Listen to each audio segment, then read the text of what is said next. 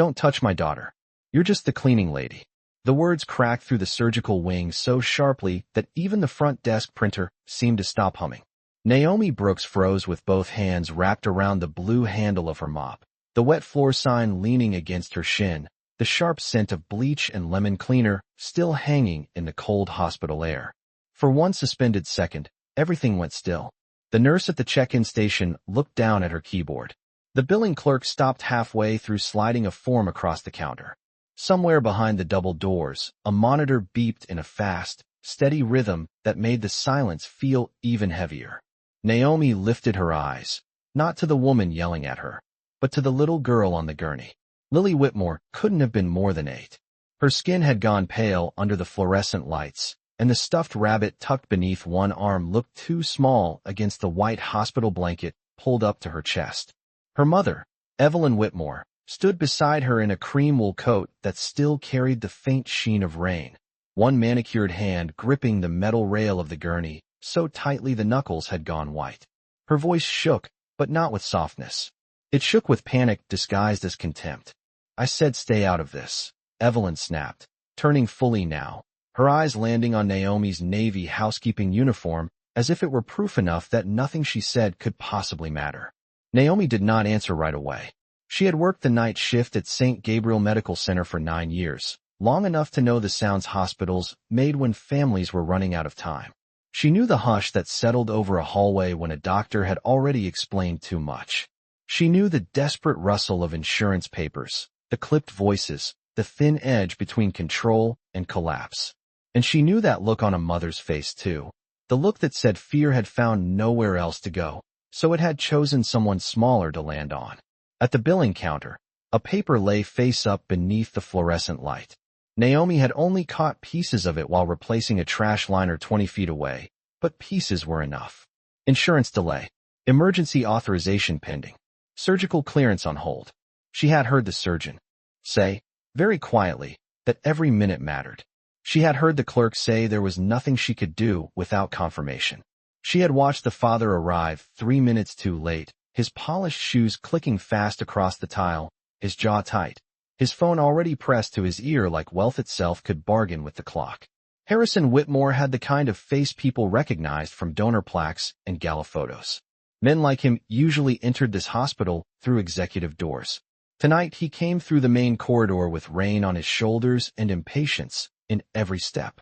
"What's the holdup?" he demanded, not yet noticing Naomi, not yet noticing anyone but the stalled procession around his granddaughter's bed. The nurse opened her mouth, but Evelyn answered first. "Billing," she said bitterly, as though the word itself were an insult. Then her gaze cut back to Naomi, colder now, sharper. And apparently the cleaning lady thinks she belongs in the conversation. Naomi's fingers tightened once around the mop handle. The rubber glove on her right hand squeaked softly against the plastic grip. She could feel the chill from the floor coming up through the soles of her shoes. She could smell sanitizer, coffee gone stale in a nearby paper cup, rainwater drying on expensive fabric. Lily gave a faint sound from the gurney, not quite a cry, not quite a word. Naomi looked at her again, really looked, and something old and steady rose in her chest. When she finally spoke, her voice was low, calm, and clear enough to stop the whole hallway a second time. "Then stop arguing," she said, "and take that little girl in now." For a moment, no one moved. The fluorescent lights hummed overhead with that flat, merciless brightness that made every face look a little more tired and every fear a little more exposed. Water from a nurse's shoes left faint half-moons across the polished tile where Naomi had just finished mopping, and the yellow caution sign at her side seemed suddenly ridiculous, too small a warning for a hallway carrying this much tension. Harrison Whitmore lowered his phone from his ear and stared at Naomi as if he had only just realized she had been standing there the entire time. His expression did not hold anger at first. It held disbelief, the kind that came from hearing certainty in a voice he had already decided did not belong. Evelyn gave a short, breathless laugh that did not sound amused at all. It sounded frayed. "Excuse me," she said, one hand flying to the silk scarf at her throat as if she needed to steady herself. "Do you hear yourself?" Naomi kept her eyes on Lily. The child's lashes fluttered once against her pale cheeks. A clear plastic bracelet circled her wrist, too loose for how small her arm was, and the stuffed rabbit pressed to her side had one bent ear and a pink ribbon that had been washed so many times it had lost its shine. The sight of it tightened something in Naomi's chest. She had seen that look before, on children too quiet because their bodies were working harder than their voices could. She had seen mothers gripping bed rails like ropes. She had seen fathers trying to speak in the crisp language of money because it was the only language they trusted. Behind the desk, the billing clerk swallowed and glanced between the Whitmores and the surgical doors. She wore reading glasses on a chain around her neck, and one corner of her badge had peeled up from constant use. "Sir," she said carefully to Harrison, "the authorization is still pending. We are trying to get a supervisor to release the hold, but without a financial guarantee, the system is not clearing her case for transport." "Then override it," Harrison snapped, finding his balance again now that he had someone official to address. "I sit on the board of this hospital. Board access does not change emergency billing protocols in the system," the clerk replied, softer now, as though the words might wound him less if she reduced the volume. Evelyn turned on Naomi again, drawn back as if by instinct toward the only person in the hallway beneath her social rank. "This is exactly what I mean," she said. "People hear one detail and suddenly think they belong in private family matters. You clean floors. That is what you are here for." Naomi finally looked at her then, not with defiance, not with shame, just with a stillness that made Evelyn's voice seem louder than she intended. Naomi's face gave away almost nothing, but her gaze was steady enough that the younger nurse at the station stopped pretending to type and simply watched. The air conditioning vent above the reception desk clicked and pushed another stream of cold air down the corridor, carrying the mixed scent of antiseptic, wet wool, burnt coffee, and something metallic from deeper in the unit. Over by the wall, a transport orderly rested one hand on the gurney, waiting for permission no one seemed able to give. Lily made another faint sound, barely more than breath. Harrison heard it this time. Naomi could tell by the way his jaw shifted. Panic, she had learned, looked different on wealthy people. It was quieter at first, more offended than broken. They expected doors to open when they approached. They expected rules to bend before they even had to ask. But hospitals had their own gravity. Money still mattered here, of course. It always did, just not always fast enough to outrun a clock. Naomi set the mop upright against the wall with a soft click and took one step closer to the counter. The movement was small, but it pulled every eye in the hallway toward her. When she spoke again, her voice did not rise. It only sharpened. "If the hold is about money," she said, "then check the account again." The clerk blinked behind her glasses, as if she had misheard. Her fingers hovered over the keyboard, then settled uncertainly onto the keys. "Check it again," she repeated. Naomi gave one small nod.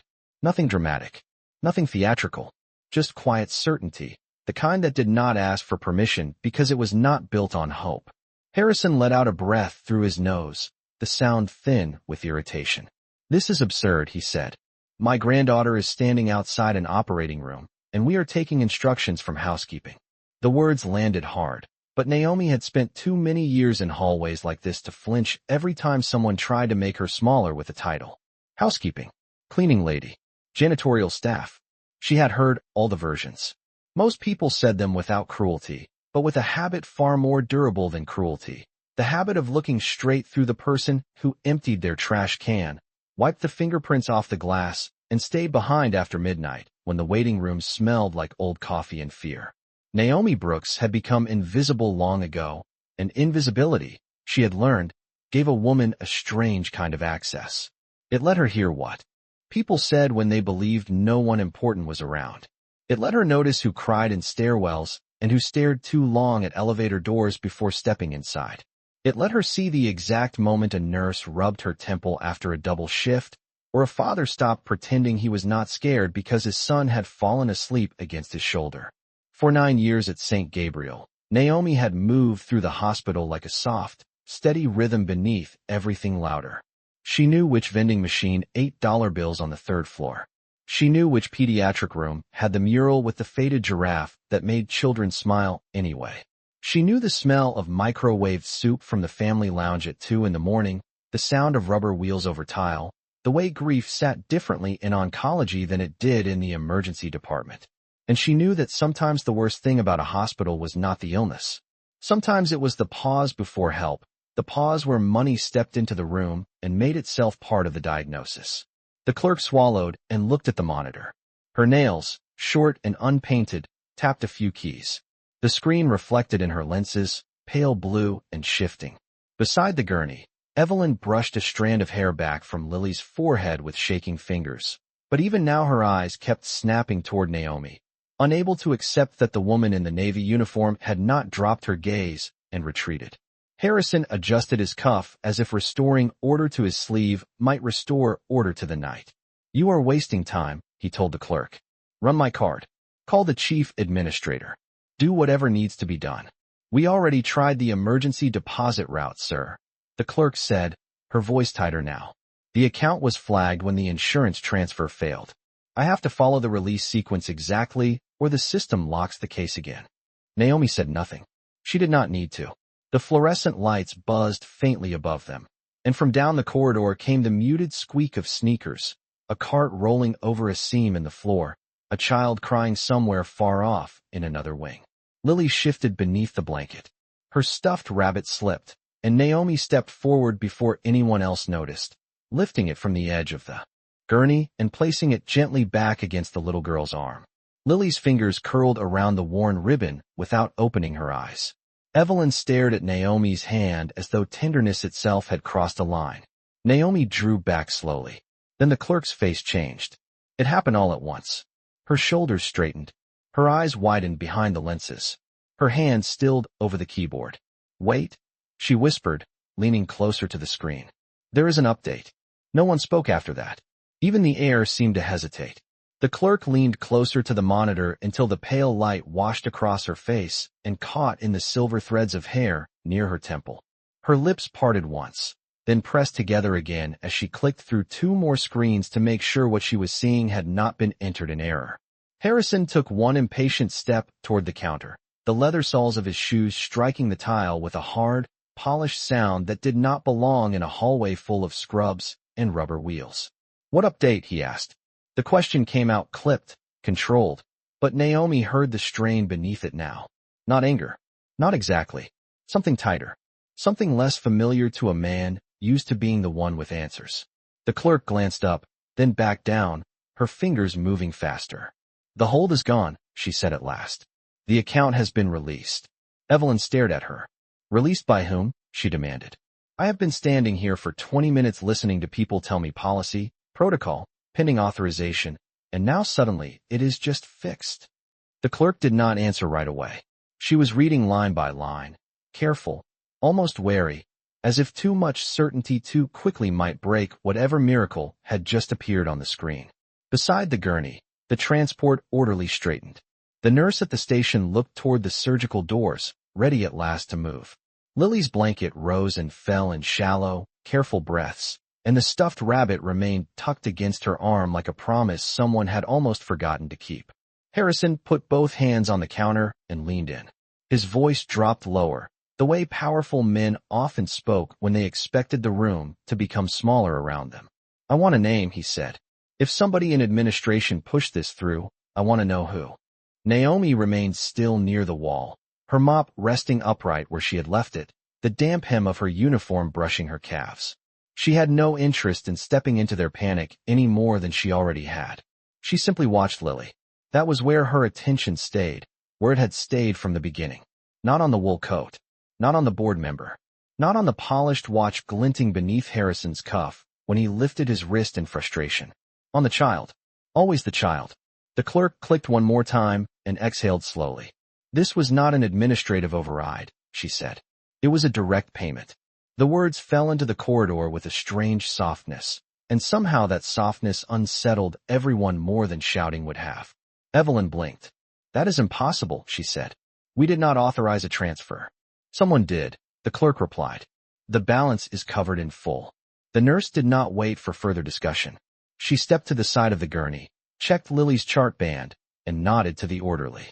"Let us move," she said quietly. At once, the hallway changed. Still tense, still bright with worry, but no longer frozen. Motion returned. The wheels beneath Lily's bed gave a faint squeak as the gurney began to roll toward the double doors. Evelyn moved with it in instinctive panic, one hand still on the rail, her face draining of color for an entirely different reason now. Harrison stayed where he was for 1 second too long, held in place not by the surgery, not even by the money, but by the thing money had failed to do for him fast enough. His eyes shifted, almost against his will, toward Naomi. She did not look triumphant. She did not look wounded. She only looked tired in the cold hospital light, one hand resting lightly on the blue mop handle, as if this were just another night at St. Gabriel, and she had not changed the temperature of the entire corridor with a single sentence. Then the clerk swallowed and said, almost to herself, "There is a fund name attached."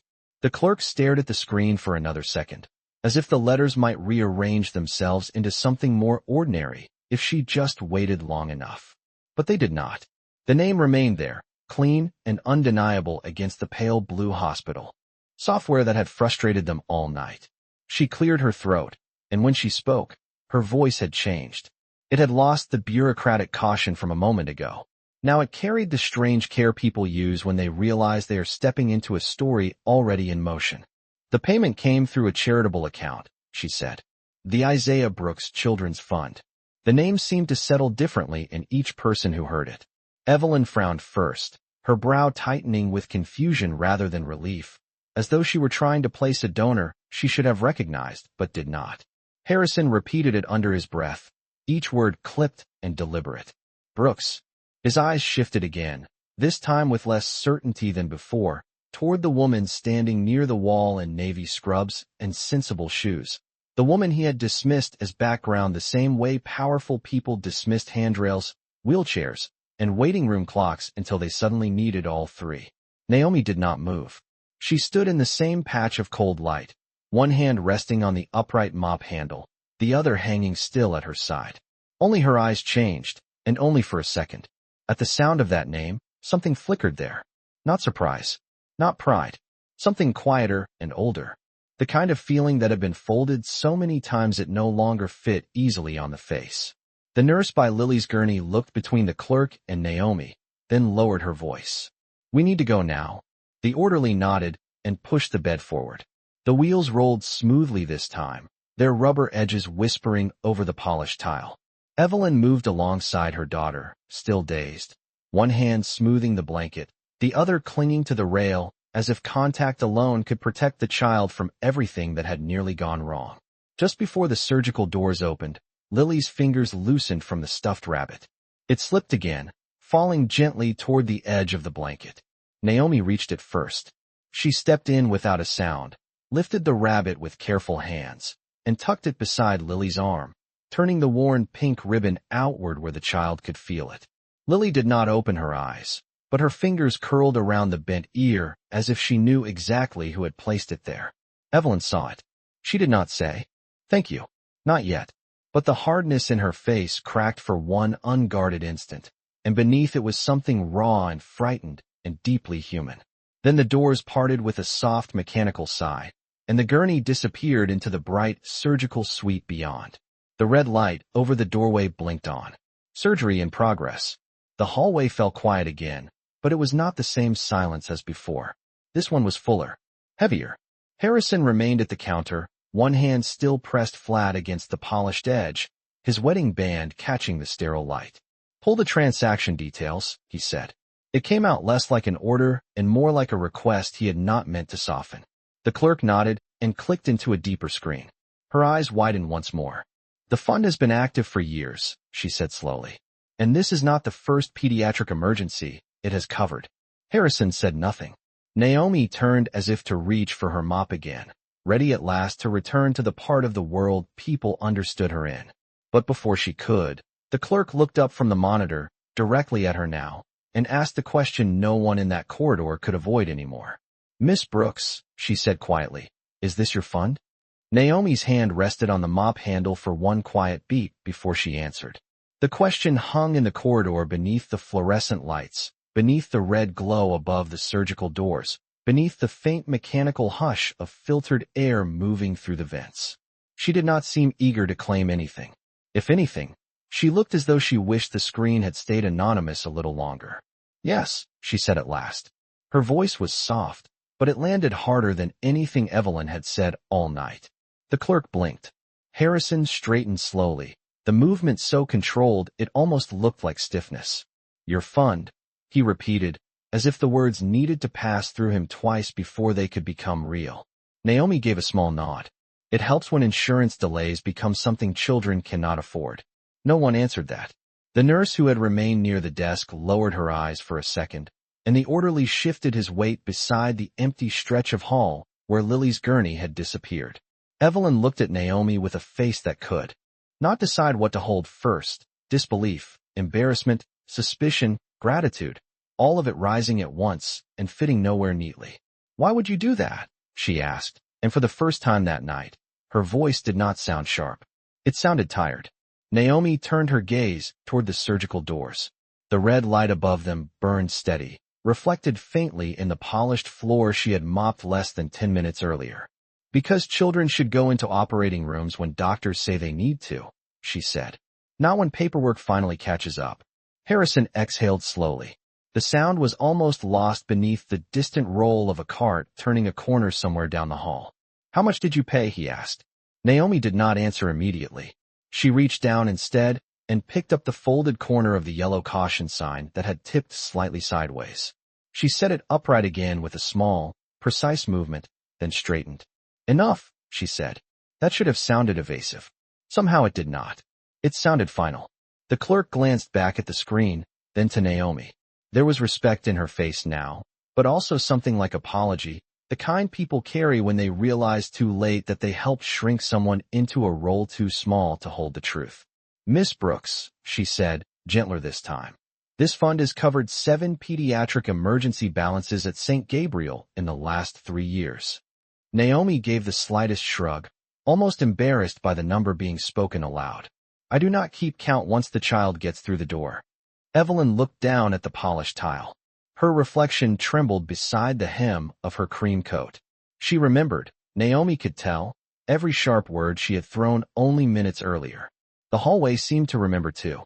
The cold light, the smell of bleach and coffee, the sound of her own voice saying "cleaning lady" as though it were a dismissal instead of a fact. Harrison took one step toward Naomi, then stopped. Men like him were practiced in gratitude when it happened at podiums, at fundraisers, with photographers waiting. This was different. There was no room for polished language here. "Brooks," he said quietly, reading the name again in his mind now. "Who is Isaiah?" At that, Naomi's face changed. Not much, just enough for the whole hallway to feel it. Her fingers loosened slightly on the mop handle. Her eyes lowered, not in shame, but in memory. When she spoke, her voice carried a depth that silenced the corridor all over again. "My son," she said. The words settled over the corridor with a weight no one knew how to carry.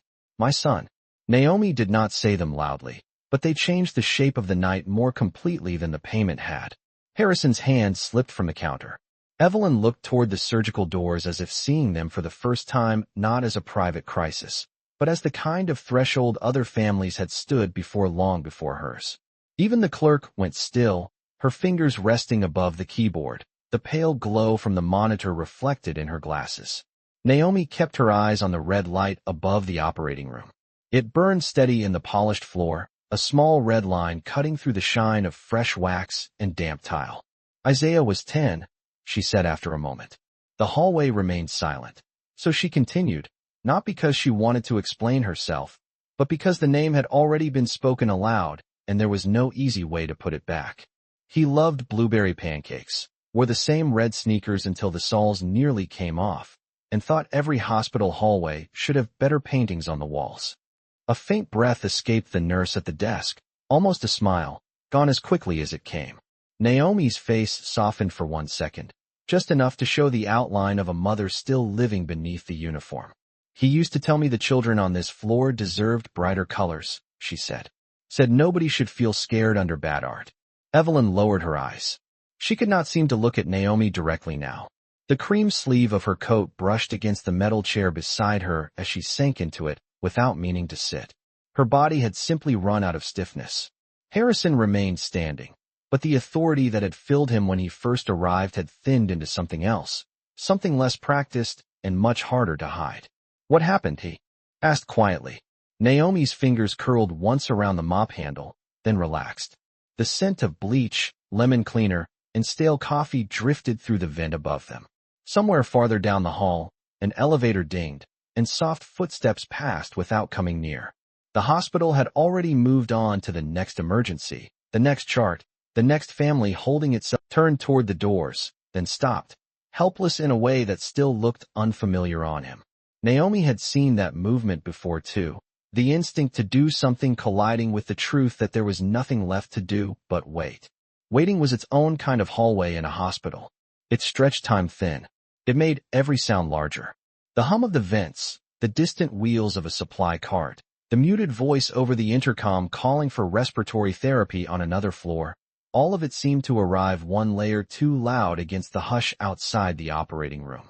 Naomi lifted the mop at last and drew it slowly across the edge of the tile near the wall, not because the floor needed it badly, but because work was the only rhythm she trusted when memory began pushing too hard at her ribs.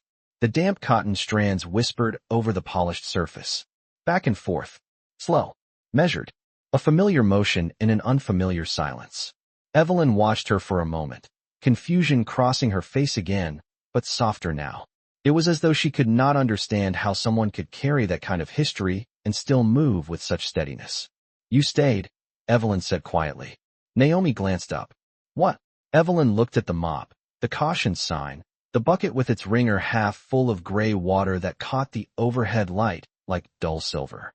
"After everything you told us," she said, her voice thinning with emotion she was too tired to hide. "You stayed in a place like this." Naomi rested both hands on the handle.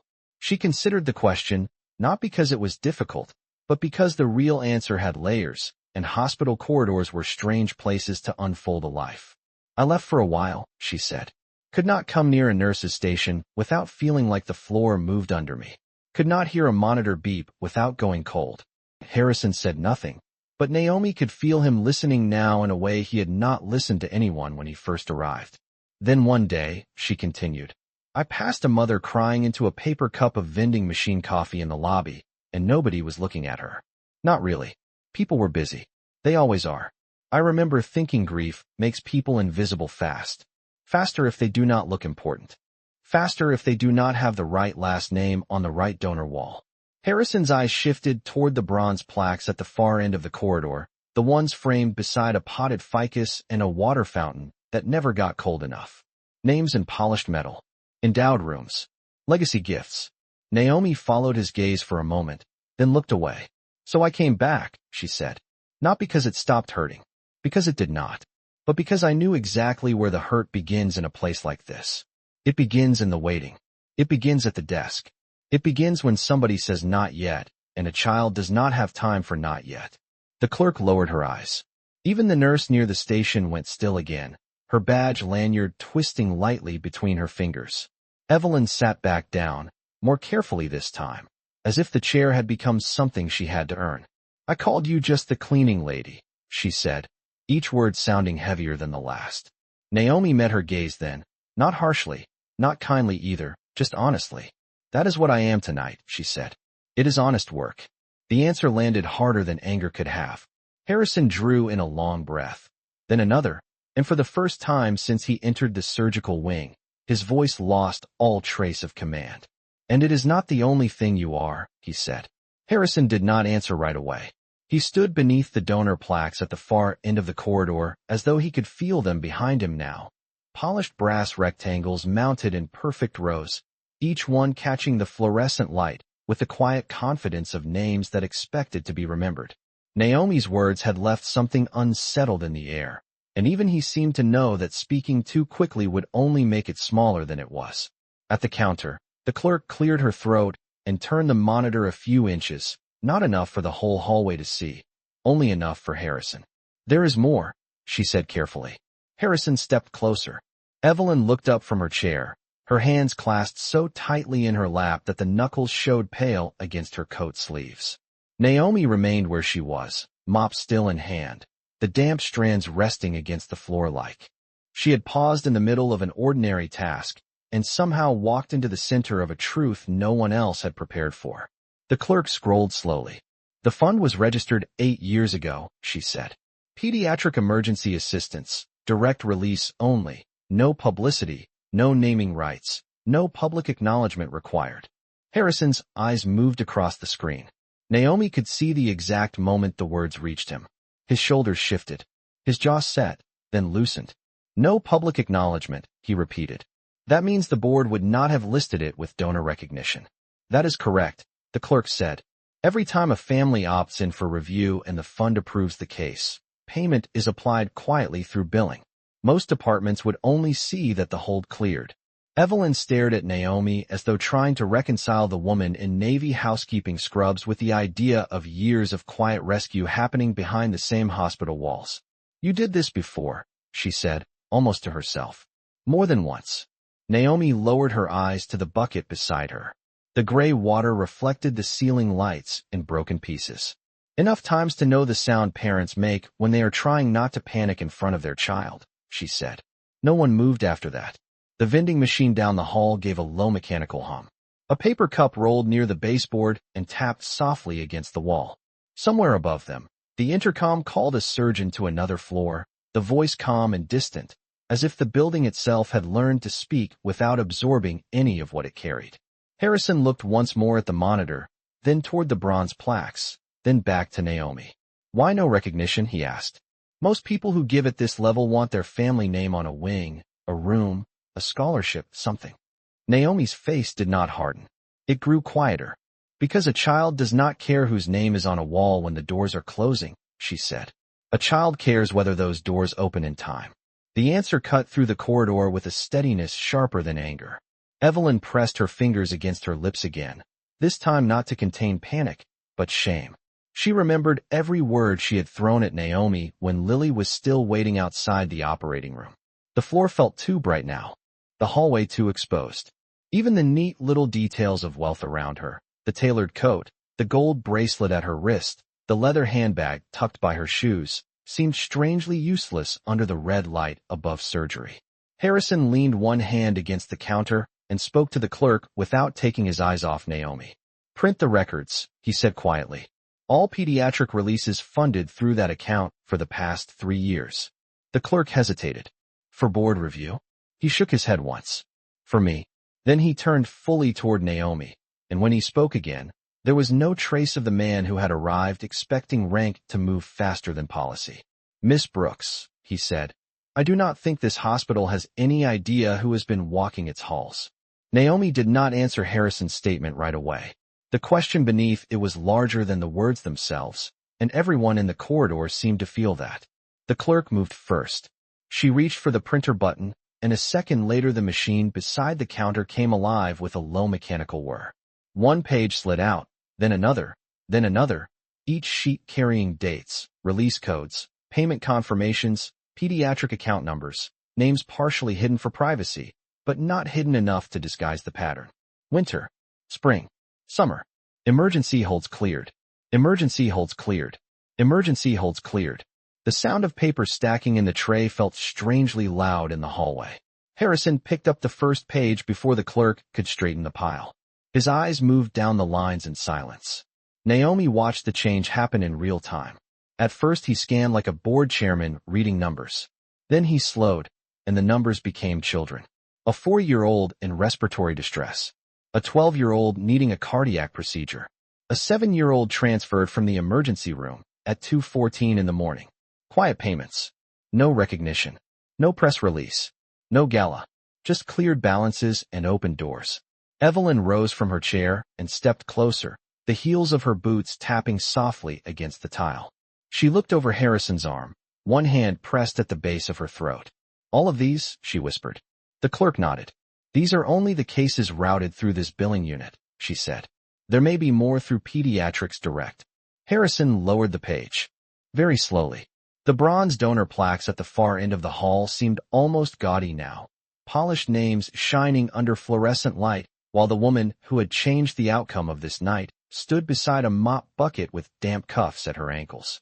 He looked from the paperwork to Naomi, and there was no disbelief left in him now. Only reckoning. You asked for no acknowledgement, he said. Naomi gave a small nod. Yes. Why? Evelyn asked again, but this time there was no sharpness in it, no class reflex, no guarded superiority. It was the voice of someone trying to understand how she had mistaken depth for smallness. Naomi glanced toward the surgical doors, where the red light still burned above the narrow window. Because the moment help becomes a performance, she said. Somebody starts choosing which child looks most worth saving. No one had an answer for that. The printer continued its patient work. More pages slid into the tray. The nurse at the station looked away, blinking too fast.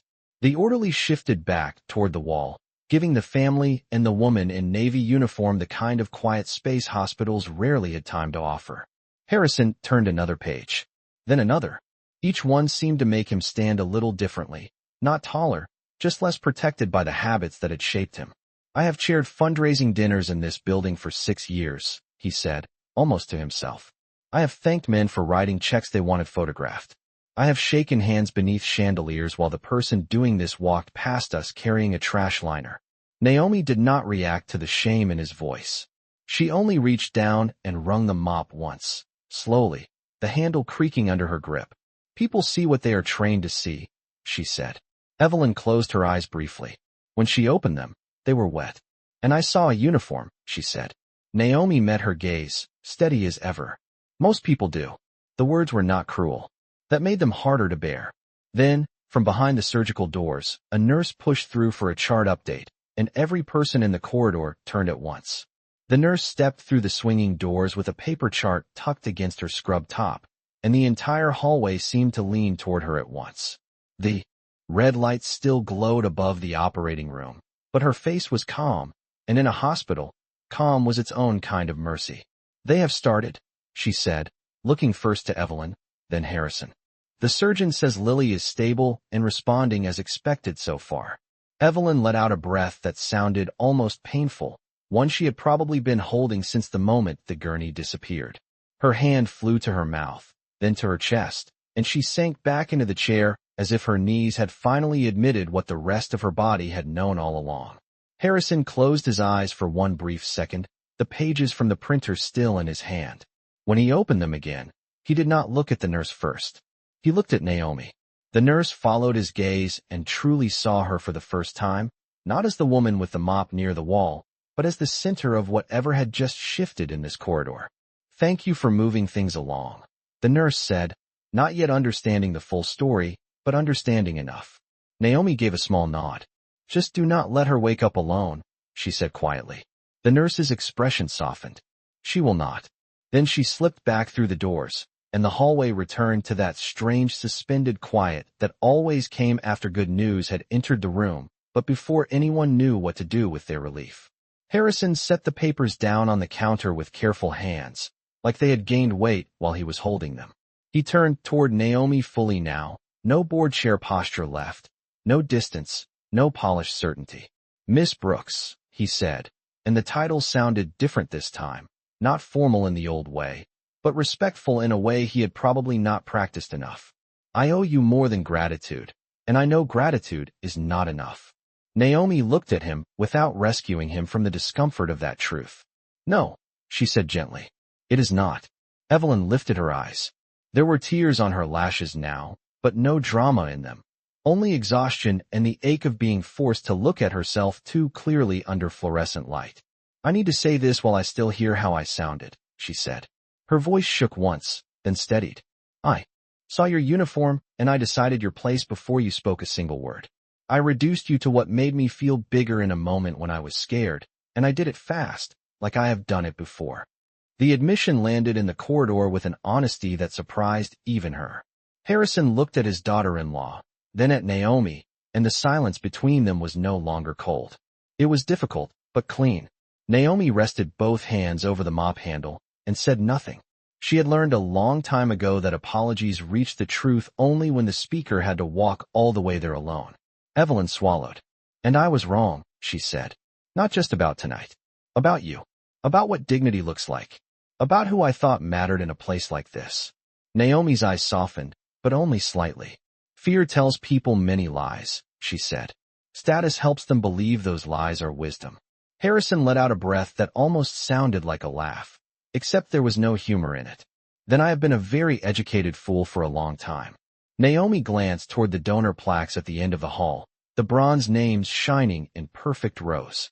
Maybe, she said, but tonight you learned faster than some do.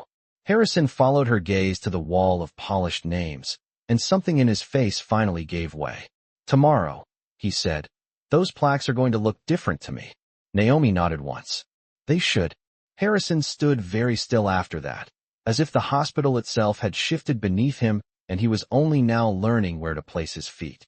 The donor plaques at the end of the corridor caught his eye again, their engraved names polished bright, each one a small monument to public generosity. For years he had walked past them with pride. Tonight they looked incomplete, like a sentence that had left out its most important word. He turned back to the counter and gathered the printed pages into a neat stack, though his hands were slower now, stripped of the easy confidence they had worn when this night began. First thing in the morning, he said, more to himself than anyone else. I am calling an emergency board meeting. The clerk looked up. The nurse at the station paused with a chart in her hand. Even Evelyn lifted her head. Harrison's gaze remained on Naomi. No child at St. Gabriel should ever wait outside an operating room because a payment portal failed or an insurance transfer lagged behind a surgeon's call, he said. If this hospital can build marble lobbies and host black tie fundraisers, then it can build a standing emergency bridge for pediatric cases. It should have already existed. The words were not loud, but they carried. Naomi studied him for a moment, weighing whether this was guilt speaking or conscience finally waking up. Policies sound beautiful in hallways, she said. They matter more at 2 in the morning when nobody important is watching. Harrison gave one short nod, and this time there was no offense in it. Then that is where I will measure it, he said. Evelyn rose from the chair and took a few careful steps toward Naomi, not too close, as if she understood that nearness had to be earned now.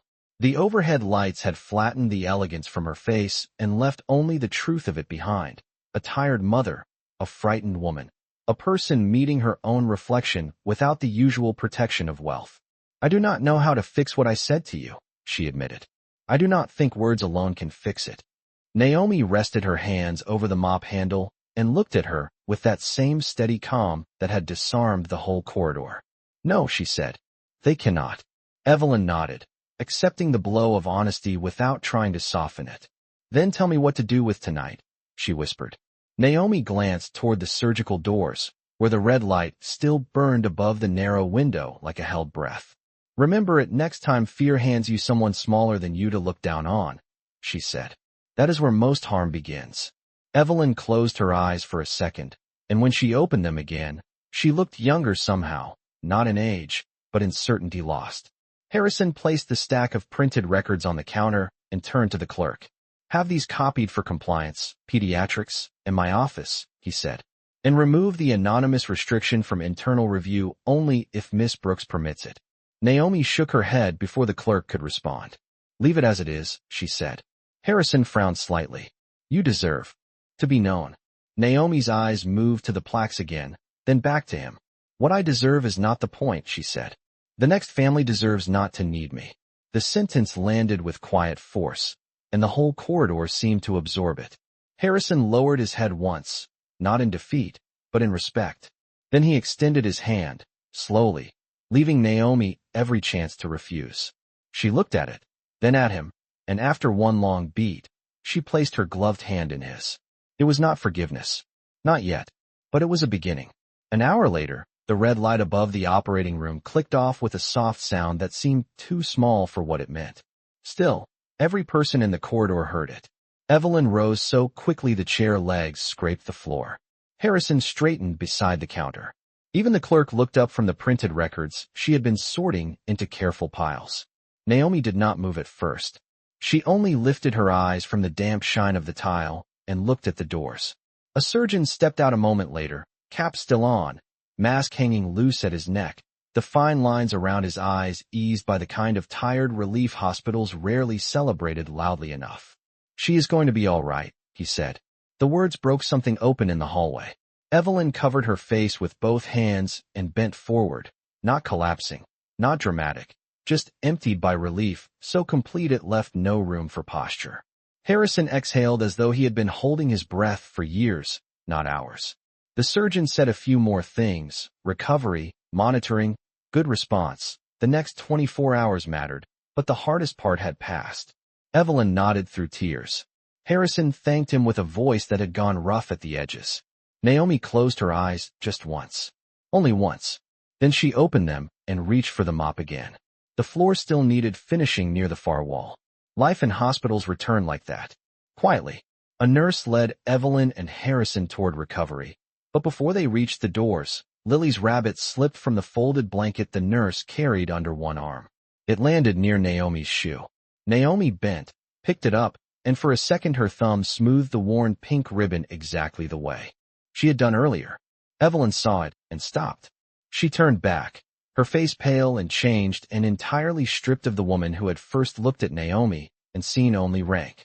"Please," she said softly, "come with us. Just for a minute." Naomi hesitated. Hospitals had taught her when to step forward and when to leave people to their joy.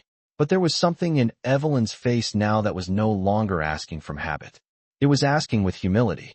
So Naomi followed them down the short hall to recovery. The room was dimmer there, warmer too, with softer lights and the low, steady rhythm of machines doing exactly what they were meant to do. Lily lay small beneath the blanket, color already beginning to return to her face. Her lashes fluttered once, then again, and when her eyes opened, groggy and unfocused, they moved from her mother to her grandfather and then, after a second, to Naomi standing near the door in navy uniform and sensible shoes with a stuffed rabbit in her hands. "Bunny," Lily whispered. Naomi stepped forward and placed the rabbit gently beside her. Lily's fingers curled around the bent ear. "Thank you," the child murmured, too drowsy to know she had just spoken into the deepest silence of the night and made it kind. Naomi smiled, small and private. "You hold on to him," she said. "He looks like he has had a long night too." Lily's mouth lifted in the faintest sleepy smile before her eyes drifted closed again. Evelyn turned away and pressed trembling fingers beneath her eyes. Harrison stood at the foot of the bed, looking at Naomi with the expression of a man who had spent a lifetime mistaking visibility for value. Back in the corridor a few minutes later, dawn had begun to find the edges of the hospital windows, turning the glass from black to deep blue. The fluorescent lights still hummed, the coffee was still stale, the floor still smelled faintly of lemon cleaner, but the night had changed anyway. Harrison asked for Naomi's full name one more time, not because he had forgotten it, but because he wanted to say it correctly. Evelyn apologized again, this time without trying to make herself feel better in the saying of it. Naomi accepted neither praise nor performance. She only listened, then rested both hands over the mop handle and gave them the one truth the whole hospital would carry differently after that night. "A uniform tells you what work a person does," she said. "It does not tell you what they have survived, and it does not tell you who they have saved." No one answered because nothing could improve the line. Outside the recovery room, the first light of morning slipped across the polished floor Naomi had cleaned hours earlier, and for the first time all night, it did not look cold. Harrison watched that pale strip of dawn stretch toward the donor wall at the end of the hall, and he knew those polished names would never again be enough for him. Evelyn stood beside him, quieter than Naomi imagined she had been in years. And Naomi Brooks, the woman they had tried to place beneath them with one careless sentence, lifted her mop, turned toward the long corridor, and went back to work, leaving behind not